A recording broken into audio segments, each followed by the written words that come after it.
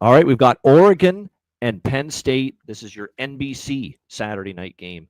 We've got Penn State 3.5-point home favorites, 52.5 the total in this game.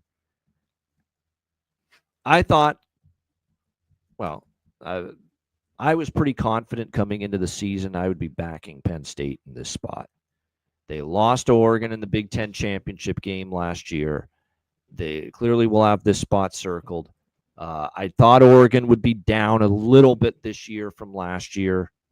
I didn't necessarily expect Dante Moore to play this well. And look, he's definitely impressed me more than I thought. I had some question marks about how effective Dante Moore was going to be leading this Oregon offense, but he's been great. I mean, they played nobody. No, we got to give that a little bit. That is true. Right here. Neither is Penn State. That's yes. Yeah. Both teams.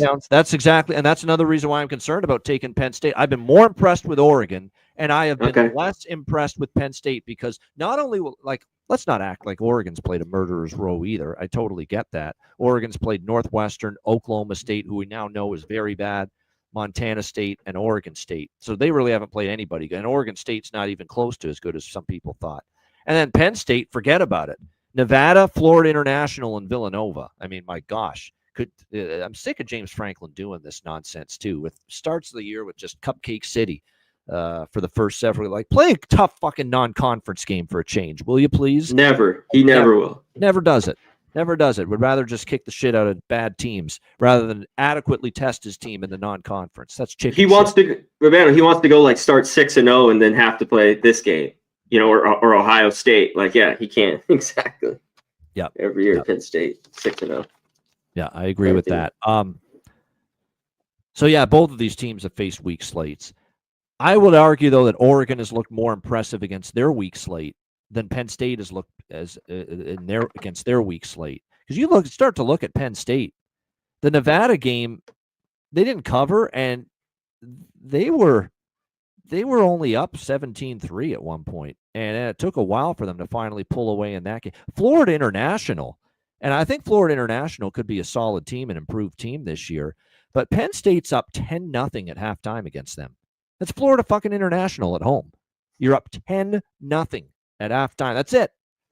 And that game, they really didn't get poured on until it was 20-0 with 3 minutes to go in the fourth quarter. So defense is obviously very good for Penn State. We know that. But I don't know. I am still, after all this friggin' time, I am still not there with Drew Aller. I'm not. I am still not there. Something about him, right? That guy and his ability to be a big-time quarterback, certainly at the next level.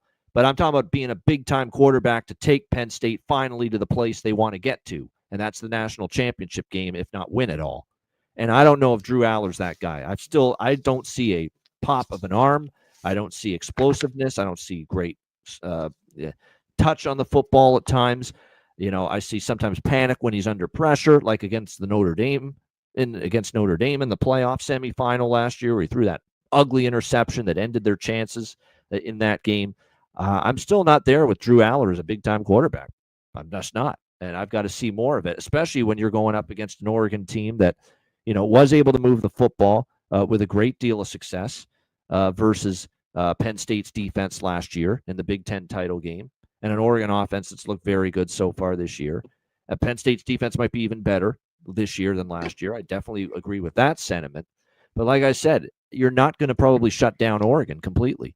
You're going to have to move the football. You're going to have to score points in key times of the football game against a good opponent, and that's often where Drew Aller has come up short, in some of these games the last couple of years. So I'm all over the place here. I'd rather just sit back and watch. This is another one of these games where sit back and watch. You don't have to make a pregame move. Maybe bet the team that gives up the first touchdown. Whoever gives up the first touchdown in this game, take him live. That might be the best way to go here. But fascinating game. Total, same thing. What do you do with the total? Oregon's offense is scary. I don't know if I want to bet under 52.5 with Oregon involved, but I don't know if I want to bet over 52.5 with Penn State's offense, being up 10-0 at halftime against fucking Florida International a couple of weeks ago. That's not big time offense. It's just not. 10-0 at the half against Florida International at home. It's a 38-point favorite, whatever you were. So it's a great game to watch.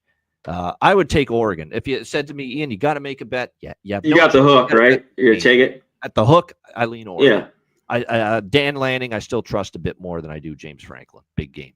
So not easy. It's a night game too. That's a huge plus. It's a little bit of revenge too. I mean, not the quarterback. Wrong situationals pointing to Penn State. No argument. But like I said, I know I can't do it either. Rattler, I can't. Not at 3.5. I can. If you got close to pick them under a field goal, maybe. But 3.5, no. C-Mac, what do you think? Oregon, Penn State. It's exactly how I felt. I'm like, it's just like with this hook, they're just perfect line here. The books just know what they're doing with the revenge at home here, basically late game. I don't trust Aller and Franklin. We've talked enough about James Franklin. I don't trust him in big games at all. Like to the total, I agree about it, but I think if I had to, I would take the over.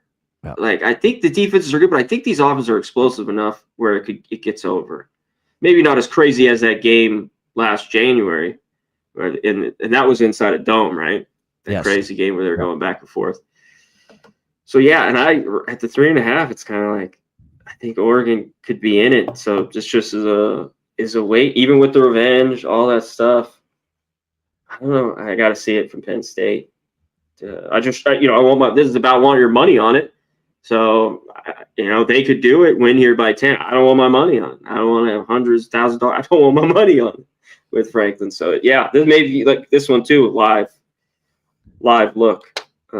In this game. This should be great, though. Everyone will be watching it. That's for damn sure. Finally. There's some fucking big games this week, huh? Yeah, it is. It's a great slate. Great slate of big games, big-time games this week in college football. And I'm not – obviously, the obvious ones are this and Alabama, Georgia, which we're about to talk about, Auburn A&M, Ohio State, Washington. But don't sleep on – like I said, don't sleep on that Tennessee, Mississippi State that we talked about earlier. Don't sleep on that. Don't sleep on Indiana, Iowa. That's, a game that's probably going to could be better than people think. There's a lot of good ones this week. I think, too, you already got Oregon here. Penn State goes up early. I will definitely look to grab Oregon.